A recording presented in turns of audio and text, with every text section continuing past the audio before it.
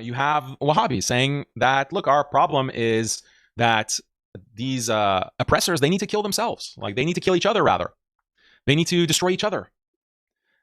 Where does this mentality come from? Don't you see what's happening?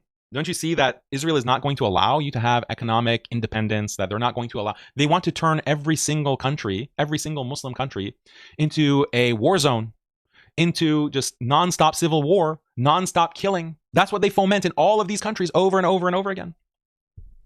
They want to divide up the Middle East into all of these small warring tribes so that they will take care of each other.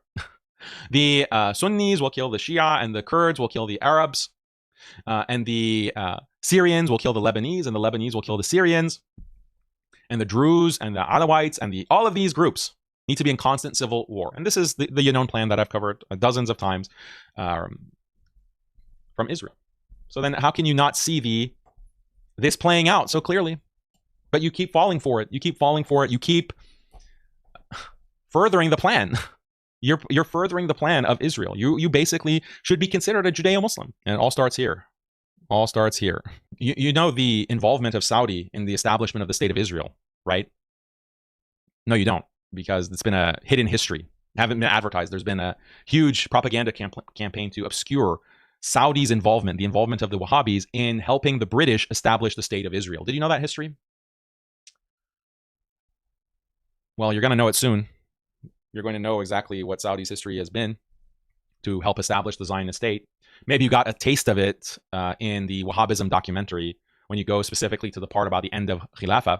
That's only a part of the puzzle, a piece of the puzzle. The full history of Saudi's involvement with not only destroying the Khilafah or helping the British destroy the Khilafah, that's the first step. And it led to what? It led to the direct involvement in the creation of the State of Israel. So that history, we're going to be publishing, inshallah, a nice historical video.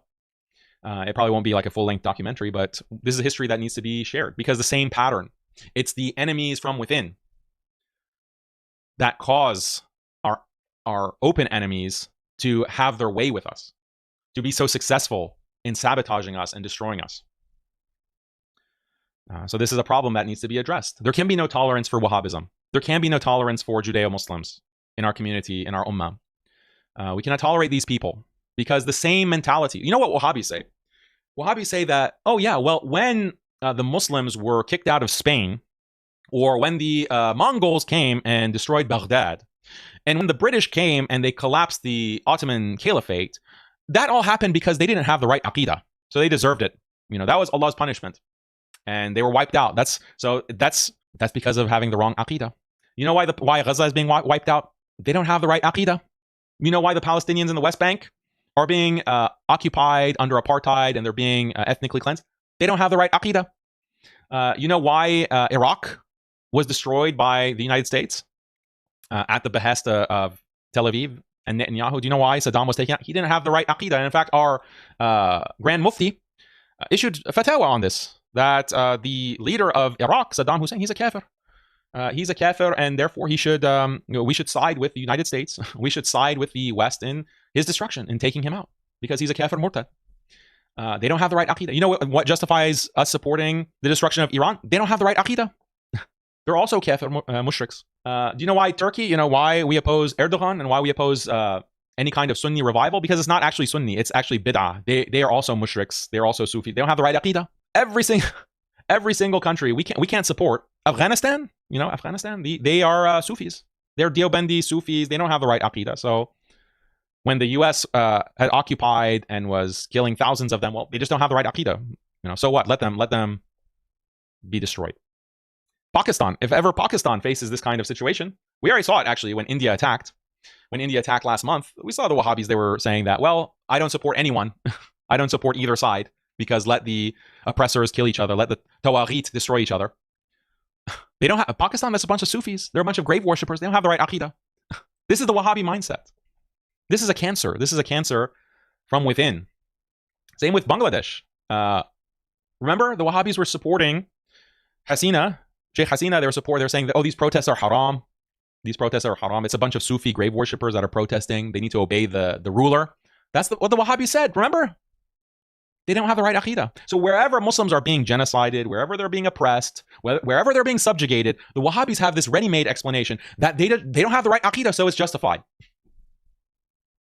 Imagine that. Like, imagine if we said that, okay, if the United States invades Saudi or Qatar or Bahrain or the UAE, it's justified for them to be wiped out because their leaders don't have the exact correct aqidah.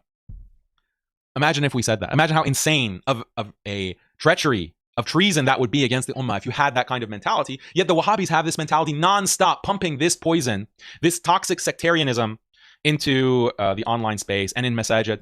Iran has 90 million population.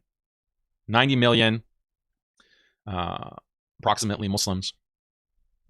According to Wahhabis, yeah, if they get nuked, great. You know, they don't have the right aqidah. So if Israel or the United States nukes them, that's good riddance. Same with Afghanistan. You know, all the Muslim countries don't have the right aqidah. The only right aqidah is found in Riyadh, you know, where Muhammad ibn Abdul Wahhab established the Najdi Dawah. So are you starting to see the level of treachery? Because when we say that, look, the Muslim world is under attack, those are the only 2 points that they bring up are that the Iranians, first of all, they don't have the right aqidah, and they have kufriyat, they have kufr, they have shirk. That's point number one. How do you address that point? Which of these countries do have the correct aqidah? Which of these, according to you Wahhabis, which of these countries are actually on the correct aqidah? None of them. None of them. No Muslim country other than your Gulf states or states that are bowing down to you have the correct aqidah, very conveniently. So that's point number one. Point number two, they say, well, Iran has committed crimes against Sunnis. Iran has been involved in crimes in Iraq, and they've been involved in crimes in Syria, killing hundreds of thousands of Sunnis. And the response to that is also, which of these governments, which of these countries have not engaged in crimes, in mass killing of their populations? Even the so-called Sunnis, Saudi Arabia itself, just in the past 5 years, has been complicit in a starvation campaign, creating famine in Yemen that has led to the death of hundreds of thousands in Yemen. Look at what the UAE is involved with in Sudan.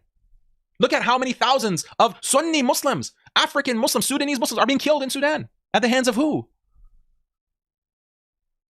Look at the Kurds, Sunni Kurds, that have been massacred at the hands of so-called Sunni leaders.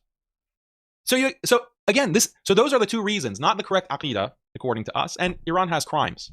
Okay, well, that disqualifies all of these governments, all of these nations, all of these people in those countries, the hundreds of millions, should be seen as enemies, according to the Wahhabi logic.